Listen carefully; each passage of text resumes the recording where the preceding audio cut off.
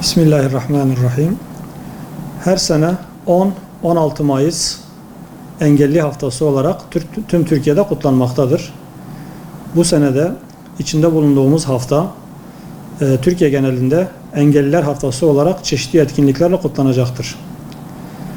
Engelli vatandaşlar diğer bütün vatandaşlar gibi ilk önce hayat pahalılığı ve enflasyonla ortaya çıkan sorunlarla mücadele etmekle beraber bugün fiziksel şartlar, yeraltı yerüstü çalışmalarının oluşturduğu sıkıntılar, erişebilirlikle ilgili engeller, eğitim, sağlık ve diğer bütün alanlarda birçok sorun yaşamaktadırlar. Özellikle kamu binaları, sivil binalar, yollar, sokaklar, caddeler, kaldırımlar, engellilerin kullanımı açısından büyük sıkıntılar oluşturmaktadırlar.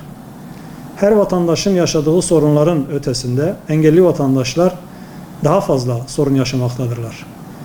Yaya geçitleri, kaldırımların engelliler için yapılan ramplara arabaların park edilmesi, kamu hizmetlerine ulaşımda yaşanan sıkıntılar da çok sorun yaşandığı gibi dijital anlamda e-devlet üzerinden mahkemelerde, noterlerde, adliye binalarında engelliler birçok sorunla karşı karşıyadırlar.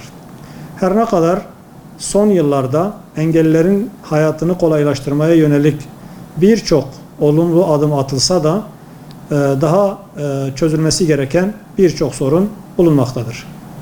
Eğitimde okul binalarının çoğu fiziksel olarak engellilerin erişimine engel teşkil edecek özelliklere sahiptir. Bu engellerin bir an önce ortadan kaldırılması gerekir. Hastanelerde bir engelli vatandaşın kendi başına yardım almadan sağlık hizmetlerine ulaşımı hala büyük sıkıntılar içermektedir.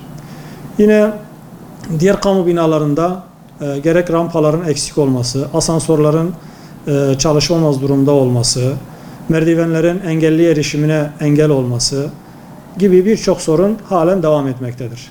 Her ne kadar kağıt üzerinde olumlu anlamda birçok yasal düzenleme yapılsa da uygulamada bu yasaların hayata geçirilmesi konusunda engellilerin hayatını kolaylaştıracak adımlar bir türlü atılmıyor. Bu hafta vesilesiyle engellilerin yaşadığı bu sorunların tekrar gündeme gelmesi, yetkililerce dikkate alınması, çözüm için önerilerde bulunması ve girişimlerin olmasını bütün engelliler olarak bekliyoruz.